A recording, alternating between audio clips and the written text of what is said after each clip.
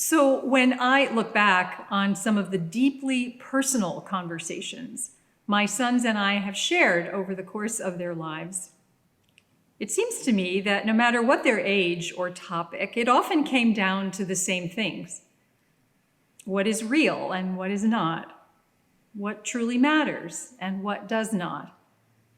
And which path holds promise and which is more likely to let us down?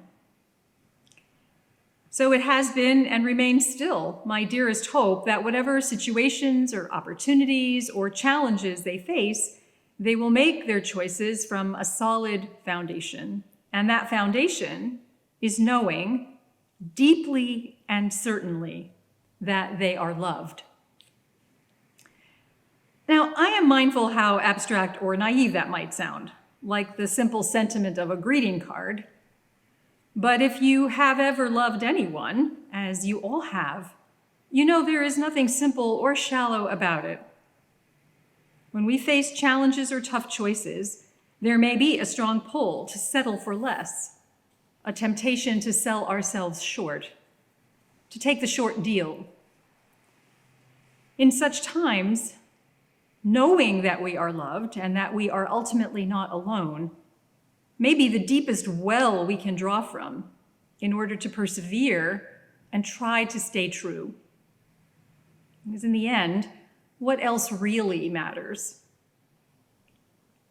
Well, today's gospel brings us into this conversation as we hear a portion of the farewell discourse, the final multi-layered message that Jesus shares with his disciples at their Last Supper together, just before the time of his arrest and execution.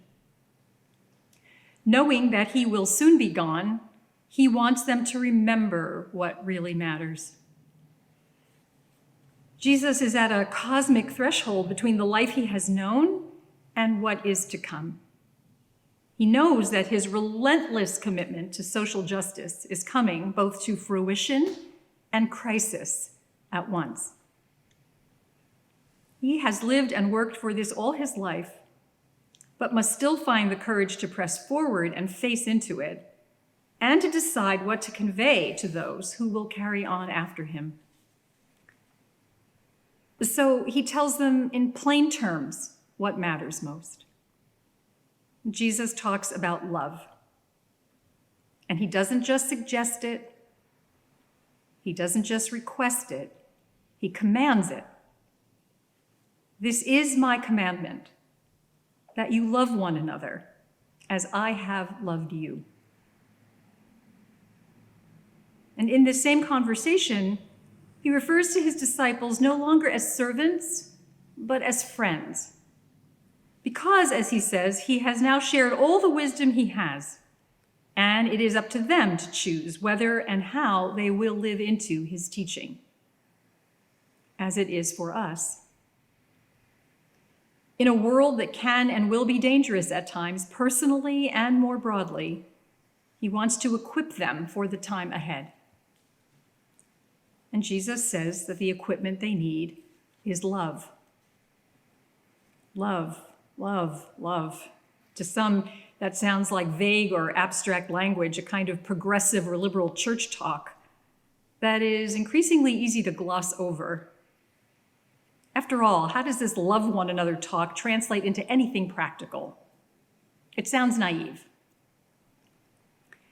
As he faced death and chose his parting words, some would say Jesus should have gone instead with a get ahead, winner take all, if you can't beat him, join him kind of message, like love one another when it's convenient, or love one another when it doesn't cost you too much, or love one another when you already like others anyway. Makes more sense. But Jesus isn't focused on what makes sense. He points to what is true.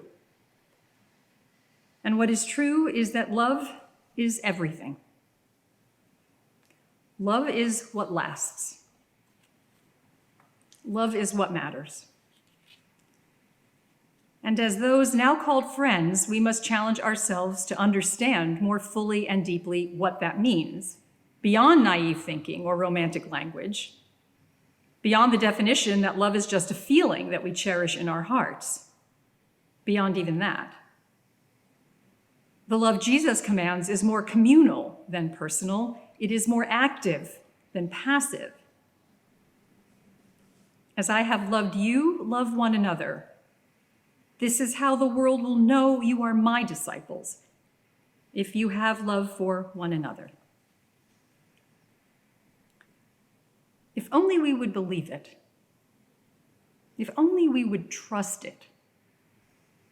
If only we would act like we believe and trust it, so deeply and fully that it guides our human relationships and informs all our choices as love of God becomes love of neighbor.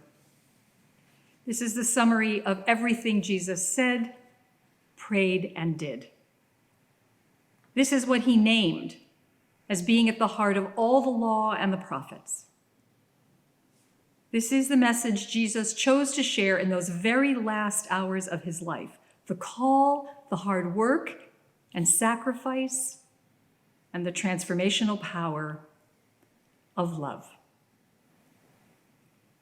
And he didn't just suggest it. He didn't merely request it. He commanded it. In the end, what else would you possibly pick? In the end, what else really matters? Amen.